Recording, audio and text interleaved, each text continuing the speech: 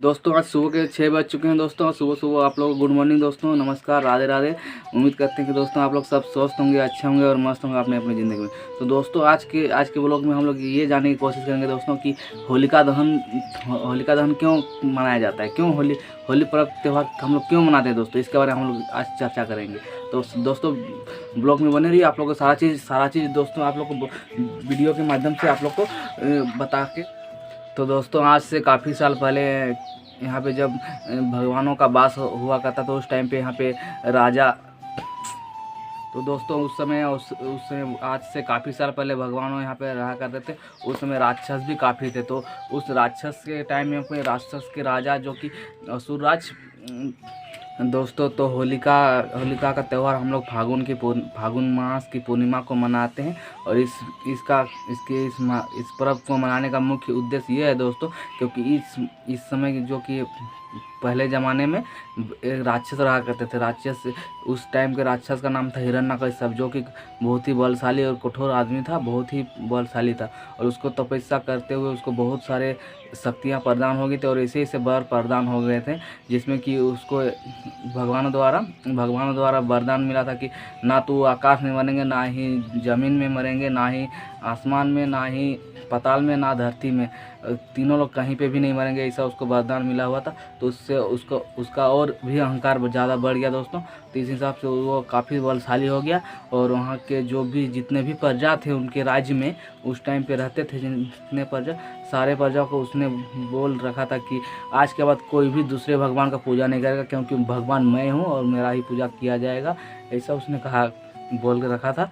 और तो दोस्तों हिरण्यकश्यप वहाँ उसके जितने भी प्रजा थे सभी प्रजा को उसने इससे डरा धमका कर अपना पूजा करवाता था कि मानो कि वही भगवान है। और उसको इतना शक्ति प्रदान हो गया था कि उसको बहुत शक्ति प्रदान हो गया था तपस्या करते करते। इसलिए वहाँ के जितने भी प्रजा थे, उसके जितने भी राक्षस जाति के थे, सारा राक्षस जाति उसी का पूजा करते थे। और इस प्रकार से उसको पूजा पाठ करते हुए बहुत अच्छा महसूस हो रहा। लेकिन इसके अंदर उसका पुत्र एक था जिसका नाम था प्रहलाद, वो उसका पूजा कभी नहीं करता था। वो हमेशा भगवान विष्णु देव की ही पूजा करता था। उसमें उसको बहुत ही गुस्सा आता था। वो कितना भी उसको कोशिश करता था बार बार मनाने की कि पूजा मेरी करो, भगवान विष्णु की पूजा मत करो। तो उसका पुत्र जो था कि प्रहलाद, उसका बात ही नहीं मानता था, उसको बात मानता ही नहीं था। वो अपना भगवान का ही पूजा में लीन होता था हमेशा के लिए। तो उसमें राक्षस हिरण्यकश्यप अपना पुत्र प्रहलाद को बहुत बार मारने की कोशिश किया कि पुत्र मेरा पूजा कर, क्योंकि मैं यहाँ का भगवान हूँ, मेरा ही सारा प्रजा पूजा करते हैं, तो तुम क्यों नहीं करोगे। इस प्रकार उसने बहुत बार मारने की कोशिश किया। लेकिन उसका बाद प्रहलाद जी ने कभी भी नहीं माना। और इस हिसाब से उसको राक्षस हिरण्यकश्यप को काफ़ी गुस्सा आता था। लेकिन क्या करे, मजबूरन उसका पुत्र है, उसको कुछ भी नहीं कर पाता था डायरेक्टली। तो इसलिए उसको एक मतलब उपाय सूझा उसको, जो कि राक्षस हिरण्यकश्यप का एक बहन थी होलिका, जिसका नाम होलिका था।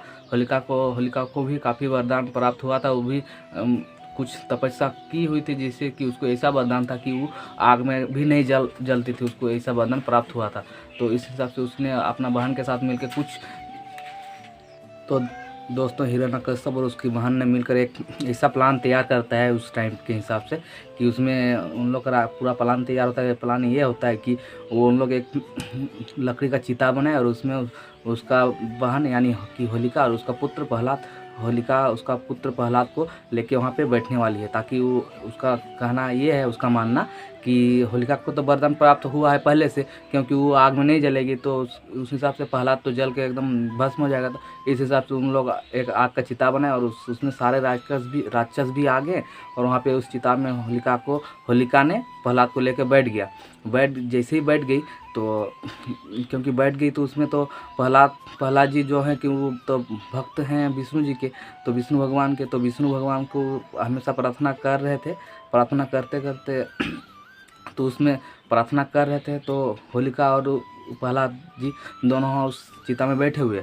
जो इसी चिता में बैठे थे, तो होलिका एक चादर ओढ़ी थी, वो चादर होलिका के पास एक चादर था। उस चादर में ऐसा वरदान था कि वो उस चिता को अगर ओढ़ के आग में रहेगी तो उसमें वो नहीं जलेगी। तो वो चिता होलिका ओढ़ रखी थी, ओढ़े हुई थी, तो तपस्या करते ओढ़े हुई थी।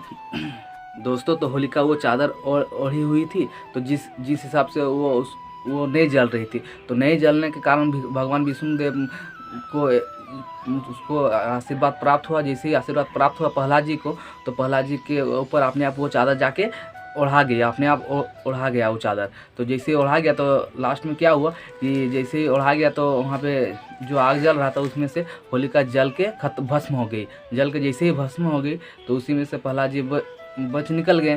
तो बस यही था। तो जैसे ही प्रहलाद जी वहाँ से निकल गए, चिता से आ गए, तो इसी खुशी में दोस्तों हम लोग होलिका का त्यौहार मनाते हैं, होली का त्यौहार मनाते हैं। और हम लोग इस हिसाब से इस दिन में पूजा आचरण भी करते हैं। जितने भी हिंदू लोग हैं इस होली के दिन में पूजा भी करते हैं, और ये हम लोग का बहुत सारा शुभ दिन माना जाता है। और इसी दिन से हम लोग कुछ भी नया काम भी स्टार्ट करते हैं इसी दिन के साथ दोस्तों होलिका के दिन हम लोग एक पवित्र अग्नि जलाते हैं दोस्तों, और उस अग्नि में हम लोग अपना शरीर में जितने भी बुराइयां होती हैं दोस्तों, वो सारा चीज़ हम लोग बुराइयों को फेंक के वहाँ पे जला देते हैं दोस्तों। और हाँ दोस्तों, इसमें एक वैज्ञानिक कारण भी है। वैज्ञानिक द्वारा यह बोला जाता है दोस्तों कि इसमें एक साथ सभी जगह पे अग्नि जलाते हैं ना, पवित्र अग्नि, तो जो वायुमंडल पे जितने भी कीटाणु, जो भी हानिकारक कीटाणु हैं दोस्तों, वो सब सारा चीज़ जल के भस्म हो जाते हैं, ऐसा वैज्ञानिकों का मानना है दोस्तों। लेकिन हम लोग को जो पूर्वज से करके आते हैं, तो हम लोग का यही मानना है कि इस दिन हम लोग होलिका के दिन पवित्र अग्नि जला के हम लोग पूजा पाठ करते हैं। और उसके अगले ही दिन दोस्तों हम लोग अपने प्रियजनों के साथ मिलकर, अपने प्रिय लोगों के साथ मिलकर दोस्तों होली मनाते हैं दोस्तों। हर एक दूसरे के अंदर जो बुराइयाँ छुपी हैं दोस्तों, उसको मिटा के दोस्तों अगले दिन हम लोग होली सारा आदमी लोग को मिल के दोस्तों हम लोग होली मनाते हैं दोस्तों। तो यही सब मनाते हैं अभी।